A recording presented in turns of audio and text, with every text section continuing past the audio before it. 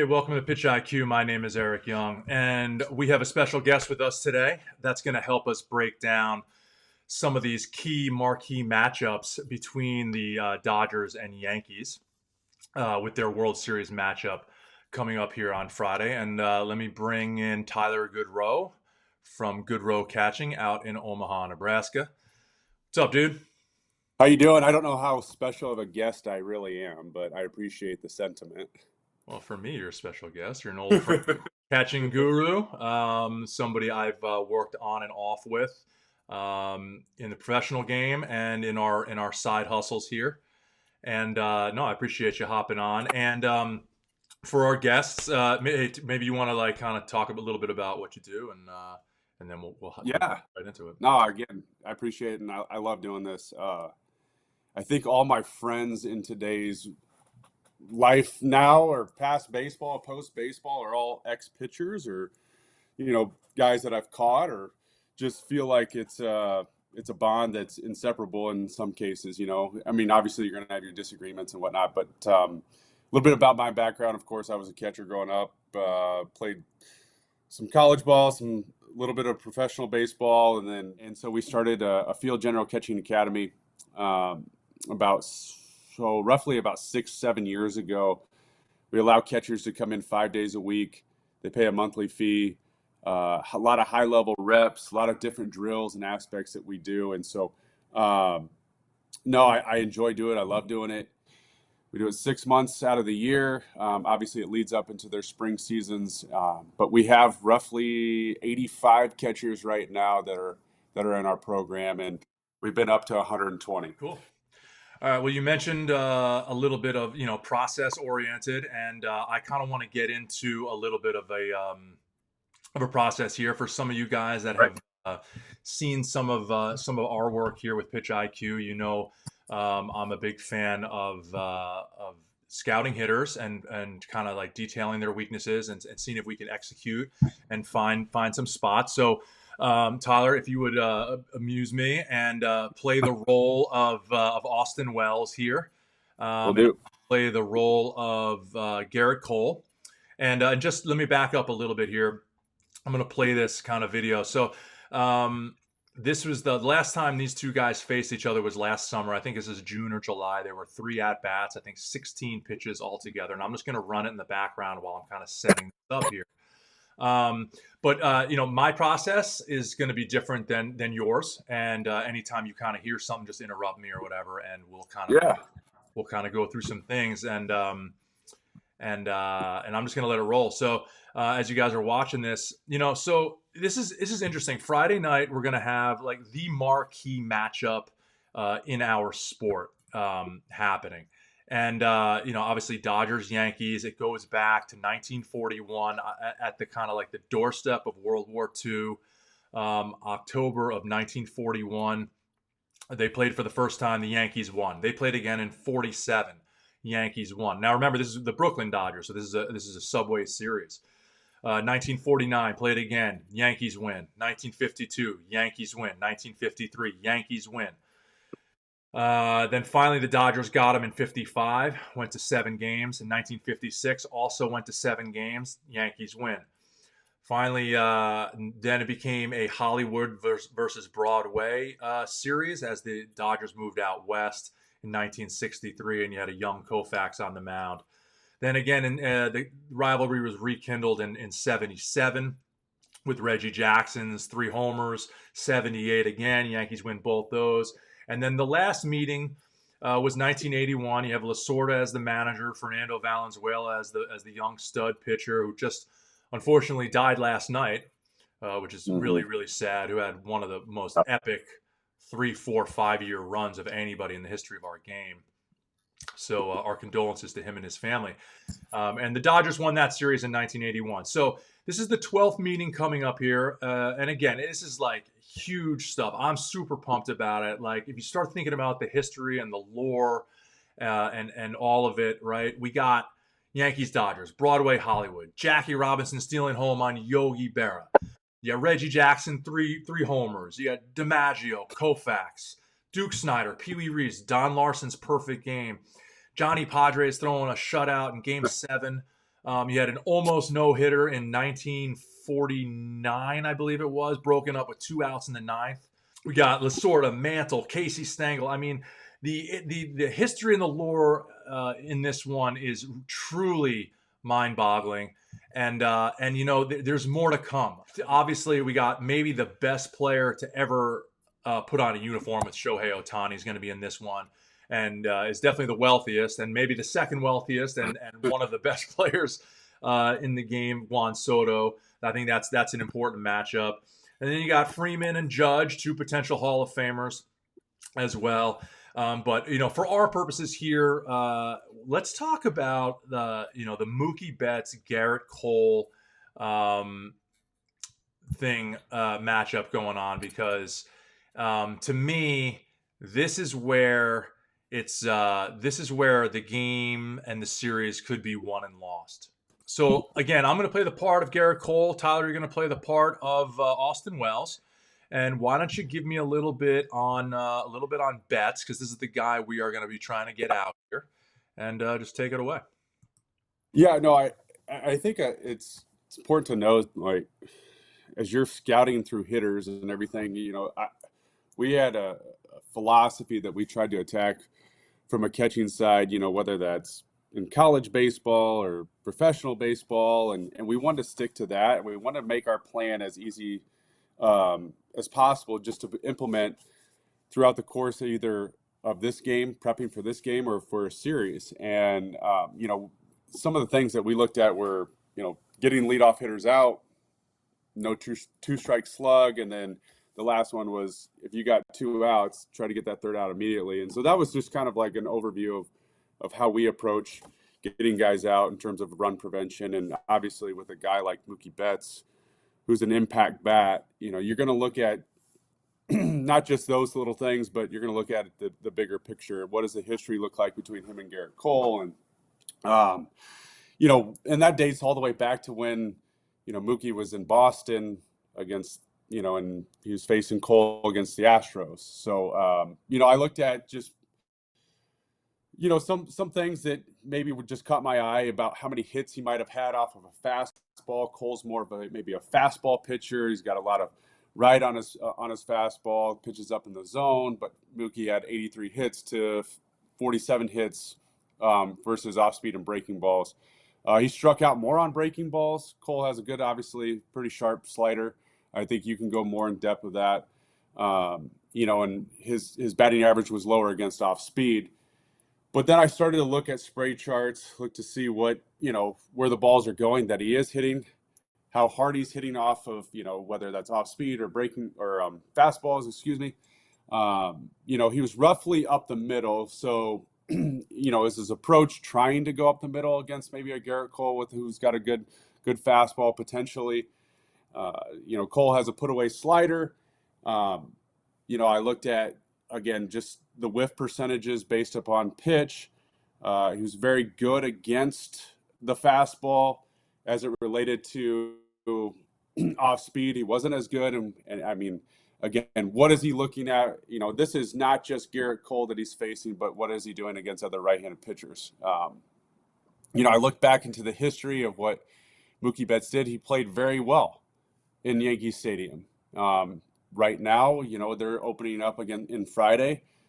They're in Dodger Stadium. At night, the ball doesn't travel as well. So what can we get away with? What can't we get away with? But my approach would be to, I'm watching our video right here, and we're seeing a lot of breaking balls. And I think it takes into account of, basically what I broke down, what I looked at. But I think Mookie Betts is a guy that you got to pitch up and in. You got to get him uncomfortable a little bit.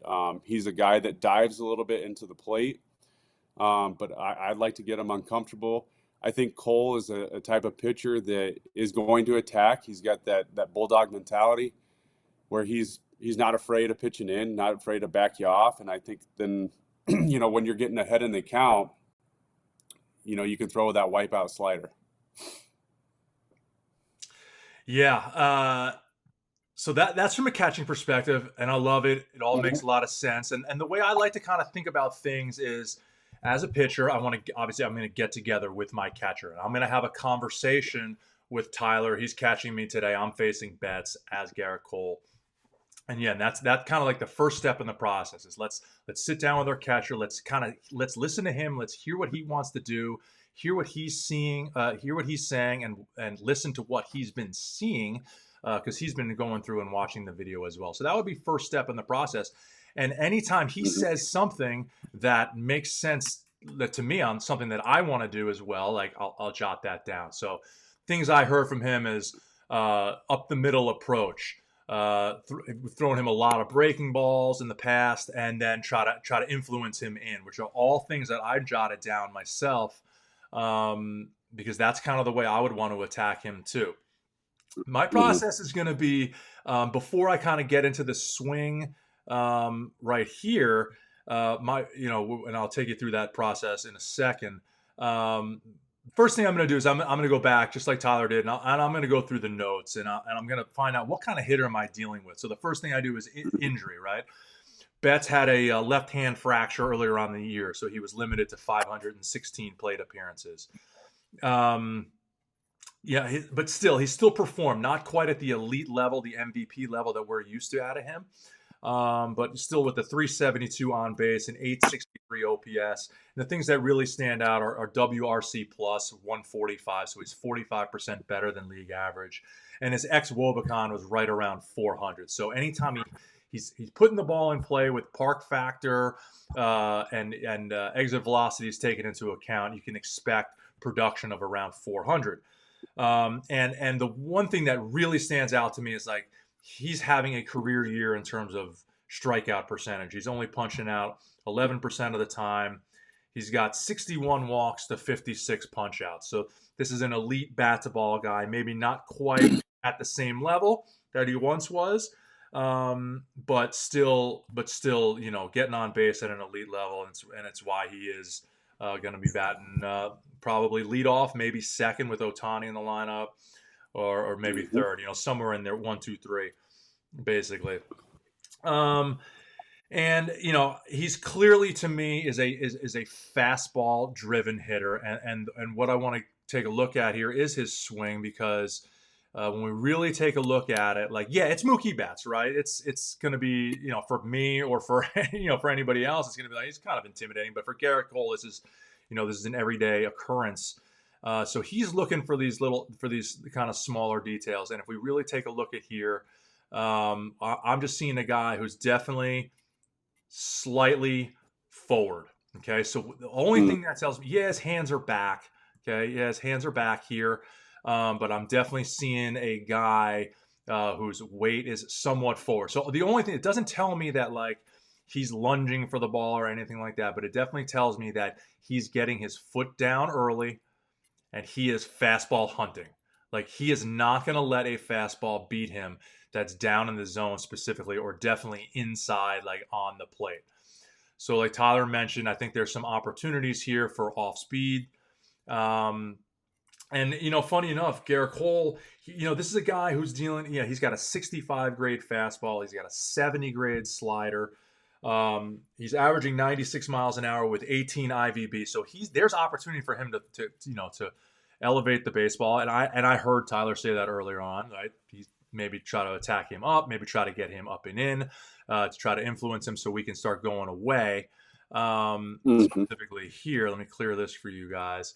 Um, I think he's right. I think there's opportunity up there. I think there's some opportunity in, but not where I'm going to live there. I think I am going to try to get No, him out away with the off-speed pitches personally, but I am going to do some absolutely. do some. Yeah, is that making some sense to you? Oh yeah. Yep. Okay.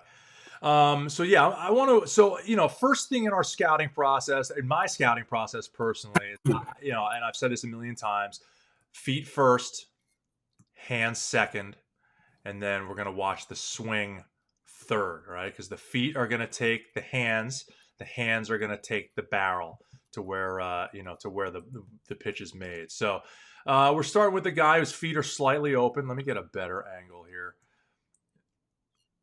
Okay, feet are slightly open. Okay, which would suggest maybe he has a little bit of difficulty away. but feet are slightly open, but it doesn't really matter so much where we start. It's more where do we end, and he ends square to the plate. Okay. Where do his Mm-hmm. hands start? Hands start high.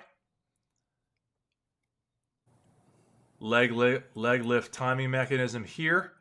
Hands get low. When you see hands low, it's usually a guy who doesn't want to be beaten in. He's conscious. He's keeping the bat and the barrel close to his body because he's conscious of in, and he's not going to be beaten in. He's taking away the inner part of the plate and is going to try to sweep out anything to pull side and kind of try to launch to pull side, and any kind of mistake over here, he's going to try to shoot back up the middle. So when you see guys with hands close to their body, they're trying to protect in. Okay? Gets his foot down early, maybe slightly out front, slightly into his front leg. Not really, though. It's super subtle. Easier to see from the side right here when he's actually swinging. You can kind of see. But then he does a great job of keeping his hands back, so he has plate coverage. And then I'm seeing a swing that is through the zone for a long period of time, a lot of contact points. Right, I think he's got contact points out front. I think he's got a contact point here, and he's got contact points here. And I went back and looked at some of the advanced metrics. When he has his highest exit velos, I think his highest exit velo this year was 108 miles an hour with an average of 90 miles an hour. His contact point is out front. So that is just another piece of information that's telling me he wants his foot down early and is trying to launch to pull side. So we have all this information for us. I'm coming at it with different information that Tyler's coming at it. And then here we go. Let's start watching the matchup because, I'm Gerrit Cole in this situation, and my best pitch, is probably my 96-mile-an-hour fastball with 18 inches of ride, which would suggest I can pitch up there. But I throw 55% off-speed pitches, and a majority of my off-speed pitches are going to be on this side of the zone. You know what? Let me do this better. Let me use a different drawing tool here.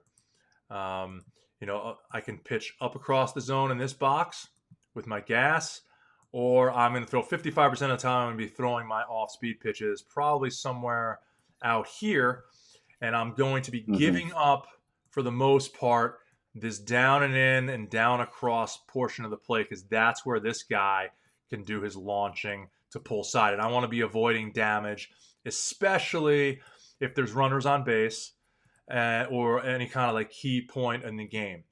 Now, something else to mention, and I know you said you interviewed Curt Schilling a couple times before. Yeah. And you're not going to try to get the guy out if nobody's on base in kind of the first inning. You're not going to go to the well right away. You're not going to tell him I agree. In a pressure situation, right? If I'm going to throw you a 3-2 slider, I'm not going to do it with nobody on in the first. What are your thoughts there? For sure. No, and I think you had mentioned, me having a conversation with Curt Schilling. Curt Schilling was just like, you know what? I'm going in there with a plethora of information.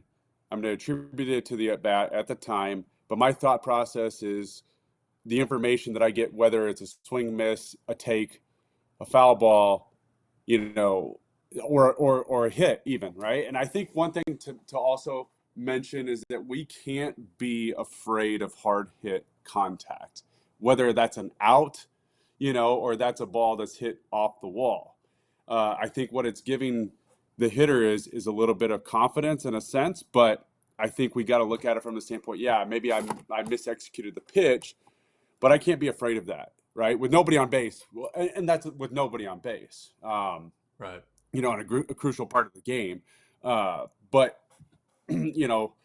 from my standpoint, again, I look at it from what's the score, what's the inning. First inning, you're right. We're not going to go to the well. We're going to attack. We're gonna show them what we can. We're going to try to produce weak contact if we can. If we get hard contact, so be it.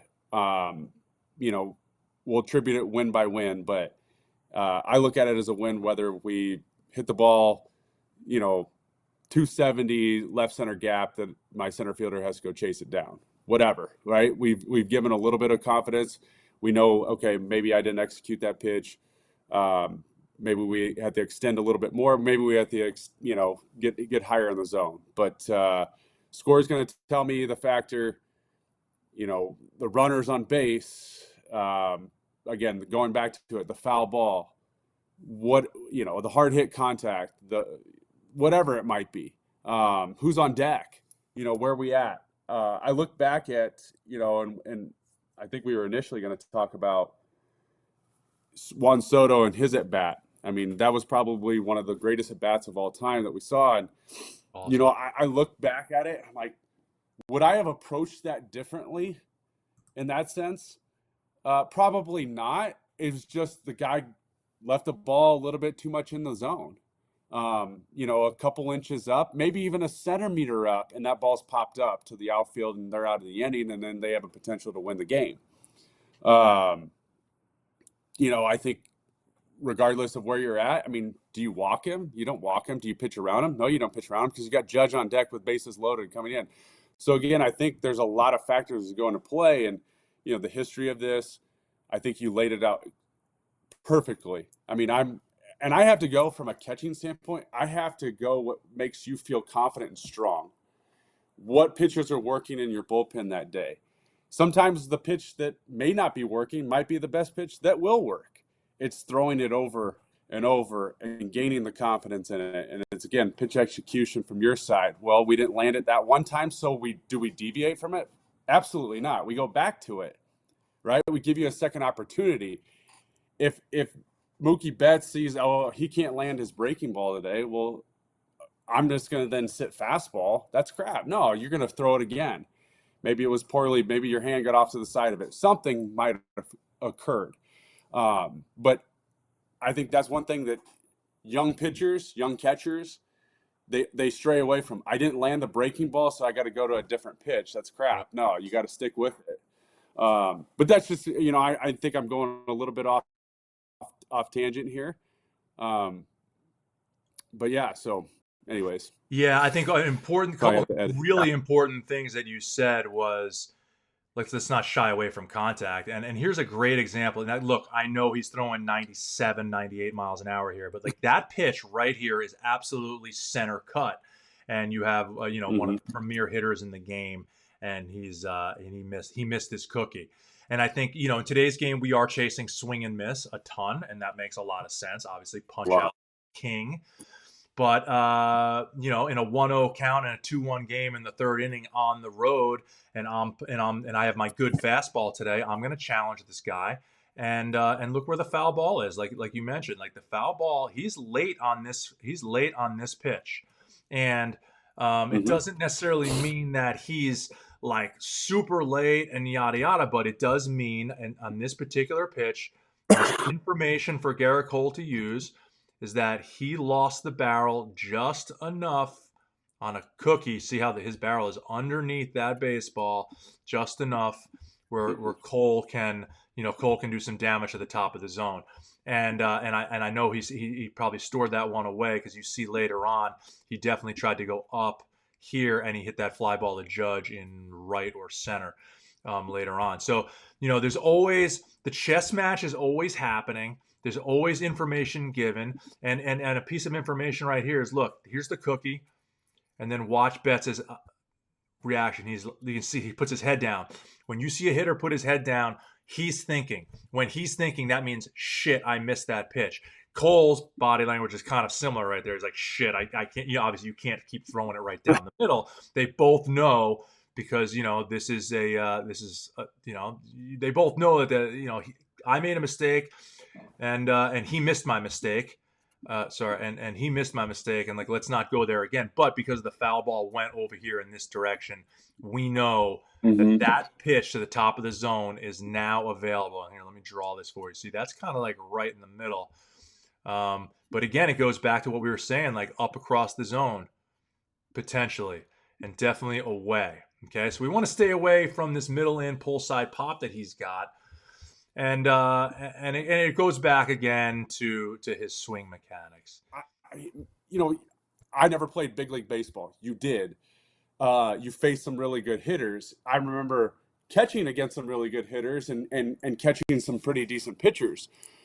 But there's guys that, spoil pitches. Is he spoiling a pitch here? You're right. It's a cookie down the middle. Maybe that's the case. Maybe it's not. I mean, how good is your poker face?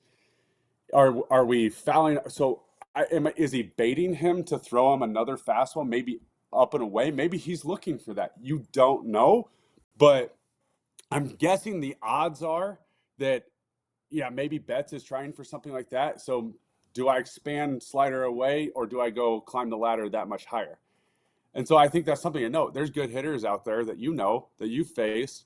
Okay, are they really trying to foul it off, that direction, or are they actually late, and did they miss their pitch?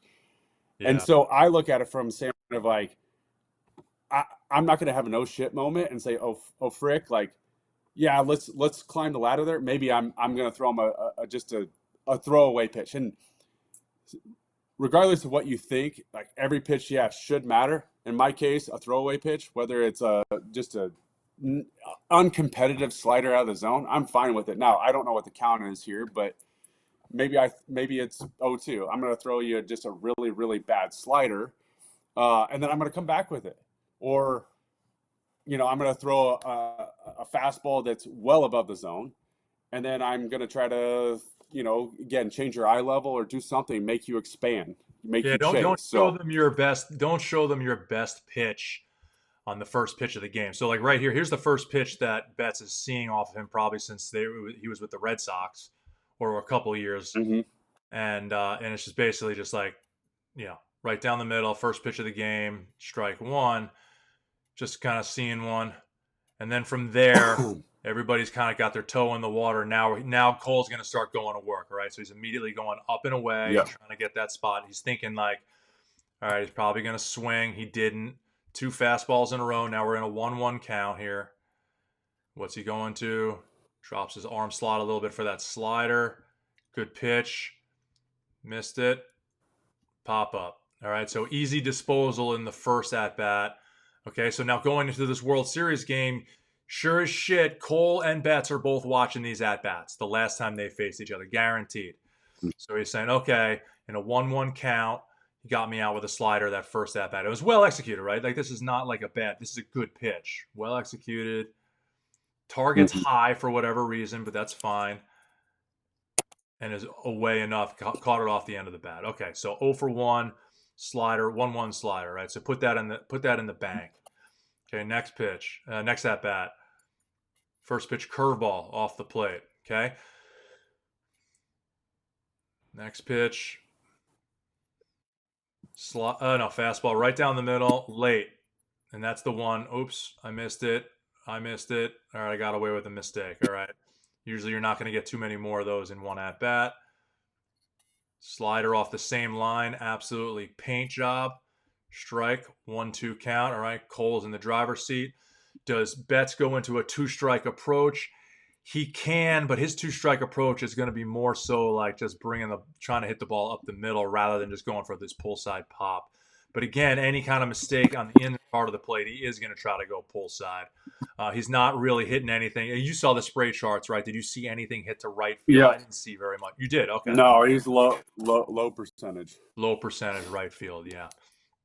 So his two-strike approach is going to be he's not choking up anymore. He's not really changing his stance or how he's like approaching hitting. He's just hitting, and he's going to try to pull or go up the middle with two strikes. So there's a 1-2 fastball, 99 pull ball. Cole's pissed. Now Betts is going to take look at Cole's body language. Like fuck, yank. God damn it. See, he's pissed. Pause it right here, though. Yep. Pause it right here. Because my question to you is this. All right, so we got a 1-2 count. We've been fastball heavy. Obviously, this is the third inning, so he's already seen us in his first at bat, right? And we got him out on a what was it, a 1-1 slider on the last at bat. Yep. Like, what's your thought process here? What would you want to do? Like, I have an idea. Like, I just yanked a fastball, right? And it kind of started, I don't know the depth of here where that ball started to make its move, left. But like, where would you go back with this right now? I'm the pitcher. You're the catcher. Yeah. I'm probably throwing a slider next pitch because I got Okay, you good. out last time. We're on the same page then. Yeah. I think he throws a fastball paint down and away 99, absolutely money. and Yeah. he gets called a ball. I think that's the next pitch here. Let's see. Okay. Yeah, he goes fastball, like absolute dot piece, 99. Doesn't get the call. He's pissed. Now we're in a 2-2 count. Yeah. I think Betts knows he got away with one there. He kind of sees, like, looking out at him like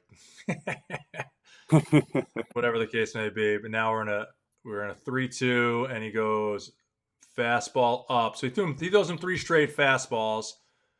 I think Hmm. I would think with nobody on, maybe, I'm just gonna challenge this guy. He was late. He almost blocked a home run there, but like there's the cookie, and he missed it again. So, I got him out with a slider, a 1-1 slider the first time up. Then I get to a 1-2 count. I go heater ball, heater cookie, F9. So I'm going to this third at bat, feeling pretty good. Do we have anybody on base here? I can't tell. I forgot. He's in the stretch. Yeah, so somebody's What on. was what's the score here? I think it's 4-1. Yankees are definitely in the lead. We got one out in the bottom of the fifth. Yanks another fastball. So, like, that could have been the runner's running here. He yanks a fastball. Maybe, that distracted him or whatever. And Trevino throws him out. Yeah. So now I he's. think too, and looking at this matchup here, right? So, what Mookie was probably leading off in this Yeah, game. he's lead off. Now Yeah. you got a different lineup. You got a different approach because you probably have Otani hit in front of you. Right. So, I mean, is your mindset going to change? I know, obviously, you're going to look at the history of our matchups. That's all the way back. I mean, Whoever it's was got to hitting in front change of your it. approach, right? You have the Yeah. best. You have a dude who's 50-50, and then you got another MVP hitting behind you with Freeman, and then Kiki Hernandez, who's like all world postseason dude. Like, there's the lineup just like never stops. You can or Teoscar Hernandez, it just never ends. Hmm. Will Smith. I mean, it's a never ending lineup. But I got to say this: like, if I'm the Yankees, I'm feeling really good about these matchups because Cole's stuff plays well against these guys. From looking at Otani, like how do you approach Otani? Well, I mean, away, away, away, away, away. Same thing kind of approach. You watched, he just got ate up in the last series by a lot of breaking balls, off speed away, off speed away, off speed away. So, Yeah, so I have a um, different approach versus Otani. I did a breakdown of him, and I did the breakdown of Soto. You can check it out on my YouTube channel below. yeah, do it. But so with lefties, he's definitely like Otani's stepping in the bucket kind of and is clearing out fastballs in. So he's susceptible to breaking balls away and fastballs away from the lefties. But from the righties, everybody's throwing him a ton of off speed and throwing them fastballs away. I would try to get in there and I would try to do a lot of work inside on him in order to Yeah, keep the away portion of the plate open when I need it later on. makes sense. That's good. All right, so we're in a 1-0 count. Trevino just threw the guy out at second, so now he goes back to the windup. 1-0 count. Again, he's challenging him. He's got the lead.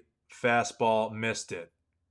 That's another factor. Like, what's he done in the last 30 at bats? What's he's done in the last 100 at bats? What's he's done in the last 10 at bats?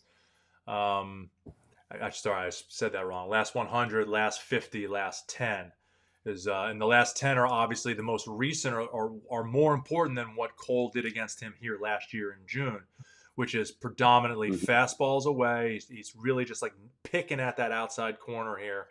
He's got him in a 2-2 count. Let's see what he does. Tries to go Climb the fastball ladder. up. Yeah, he's trying to climb the ladder, like we were saying. Everything's been up and away, down and away, and some breaking balls. Little cutter there mixed in previously, and here's the 2-2 count. Curveball chase, right? So Yeah, he sets up this pitch with this fastball paint up, right? So this is another really interesting way of pitching. He's setting up, fastball up. He's late, so normally, a guy like me is gonna say, well, just keep if he's late, he's late. Keep throwing him mm, fastballs until he's timed it up. But like Cole sees something here, like he's challenged him. He's throwing at least 60% fastballs, which is Normally he's 55-45 breakdown the other way. So he's been challenging Betts, and he's not just going to keep feeding him heaters. So, the strategy here is establish a fastball line up and then come back with that same line with the curveball away.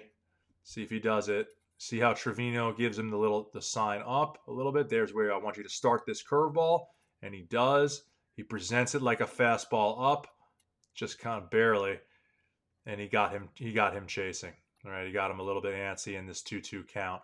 So, I mean, a lot of cool things going on in this previous matchup between these two guys, and I don't know. Look, I don't know what's going to happen on Friday, right? Neither do you, but I do know that I have a feeling the process is going to be something like, nobody on base, challenge him with heaters away, and let's just kind of get into the waters and kind of see how we have to navigate through this thing. What do you think? I couldn't agree more. I mean, yeah, I mean, you're not going to let them beat you.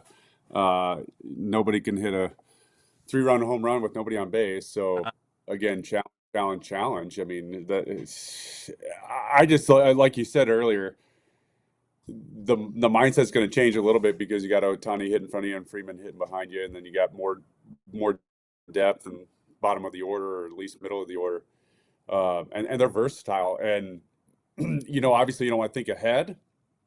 You want to think about the guy that's in the box currently, but regardless, I still feel like you're pitching, a little bit on the front end and a little bit on the back end and right in the middle of it. So it should be interesting to see. I agree with you. I'm curious to see what the approach is, if the approach stays the same. And would I change it? I probably would. I would show him early in, to see if he is, if he's trying to bait himself to go, uptown on the left side of the field. And then I would go back to my original approach, away. I'm curious to see what they're thinking. And Gerrit Cole's tough, man. Like, I've never faced him. I've only faced him on MLB The Show, and he's pretty tough, so. Yeah, I think you're right. I think nobody on base. I think he's gonna at some point he's gonna have to influence him in to a certain degree, and maybe kind of just like get his attention, like, oh shit, what's that? Right. Otherwise, I do think he's a smart enough hitter to kind of get on that front foot and just start trying to pull the outside part of the plate. And as soon as Cole kind of realizes that, I think he's going to have to go in, just kind of get him off the plate a little bit there. I agree. And I think like what you said earlier about the injury factor, like he's got hit on the left hand. What's he thinking? Yeah, great point. Like if a guy's injured like that, like he's definitely going to be a little bit more, oh God, that's going to, type of thing. Especially game one, we want to like set the tone. Cole's kind of a badass. He's going to be throwing definitely like a hundy, and he's in Dodger Stadium. Like, let's freaking go, guys. Like, I think it's going to be awesome. I think a lot of factors are going to be playing in here. Like, again, Joe DiMaggio, Mickey Mantle, Jackie Robinson, Duke Snyder, the whole history, Casey Stengel, Tommy Lasorda stuff. Awesome. Then you got, Tinseltown versus the Big Apple. Then you got, it's just Gerrit Cole is, one of the premier pitchers of our time, of the last decade. Probably going to be, or at least going to get some Hall of Fame street cred. You're going to have Ohtani, who's definitely like the best player currently, if not the best player of all time. There's just a lot going on here, and I think the stakes are higher. It's the World Series. It's the two biggest cities in our country, and it's going to be straight attack mode. And I think this guy is going to come, and I think you're right, to your point. I think he's going to change a little bit. I think it's going to be attack inside at some point to do the influencing. Otherwise, a guy like Betts or Freeman or Ohtani, they're just going to try to get their arms extended and try to play ping pong, and they got enough pop in their bat to play ping pong uptown, as you said, Evan. But I just think that the lineup is just like, it's never ending. Cole's only going to pitch 2 of the games. Maybe he comes out the pen for this game 7. I don't think this isn't the 1980s anymore where you go game 1, 4, and 7. He might be able to do it, and if that's the case, if he goes 1, 4, 7, then it's a little bit more even for me. I think the Yankees have a much better shot. Um, but Who'd they do that? Who'd they do that? Did they do that with Pettit years ago? I'm trying to think of or Cole. Did Cole do it with Houston? I can't remember what games he pitched when they won the World Series years when he was with the Astros. Was it like one? he came out of Was the he? pen in like the 6th. I These want to guys do it say a though. lot. Yeah, They'll pitch in the game. I think Scherzer might have one time even pitched game 6 out of the pen, game 7 out of the pen. Like guys do some yeah. crazy things at the end of the year to you're just trying to secure a title. Um, but in years past, like guys would throw CG game 1, CG game 4, CG game 7, and like lose.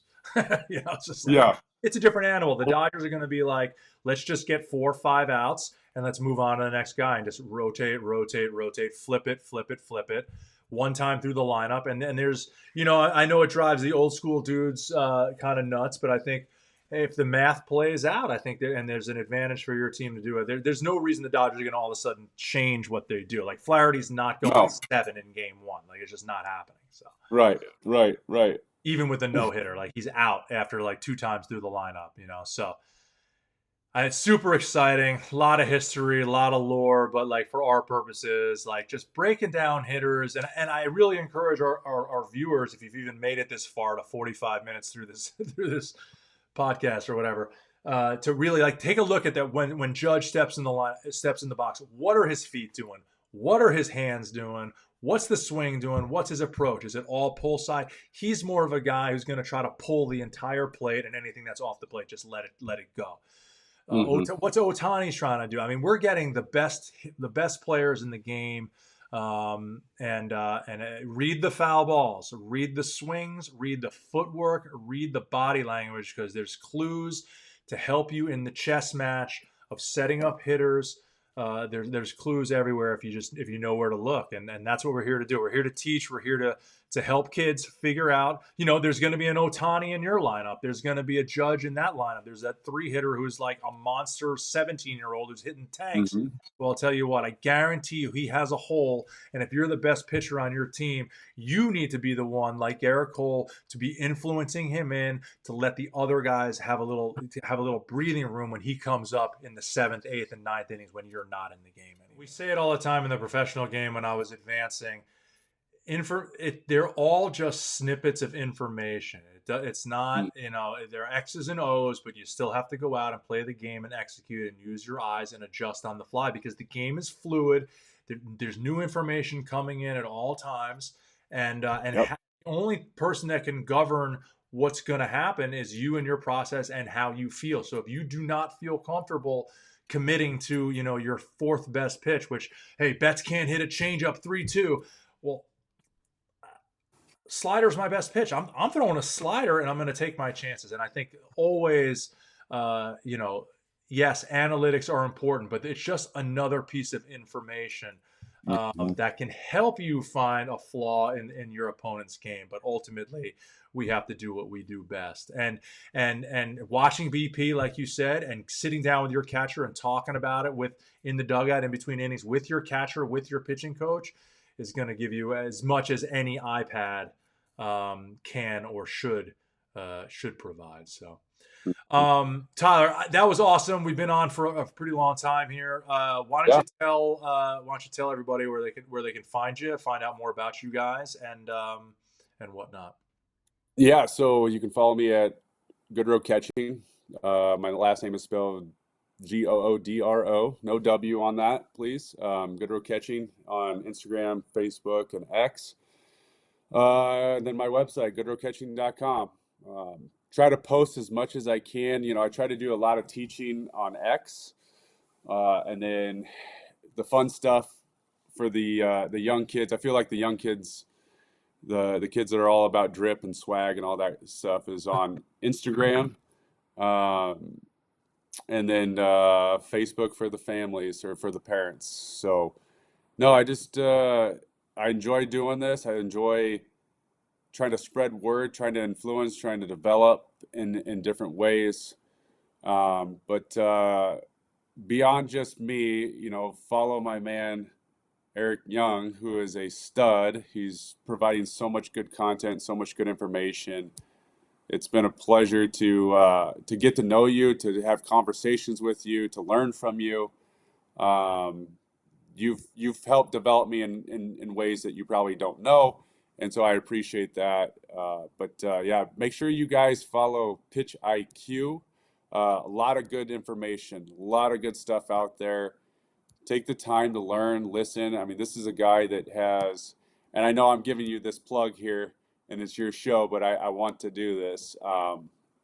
This guy has so much information, so much knowledge, so much wisdom to pass along to you. Take it into consideration. Learn, listen, ask questions. Always understand the why of what you're doing. I appreciate that, man. And thanks for spending Wednesday morning with us. I'm going to try to get Fun. this edited and up and before game one of that World Series Friday. So good luck to your Yankees. I'm a Mets fan, so I hope they get trounced. And I was drafted by the Dodgers, and I can't really root for the Dodgers as a Padres employee, but it's going to be a fun one. I'm super stoked, and I appreciate you taking the time today. Appreciate it. Thanks, brother. Go Yankees.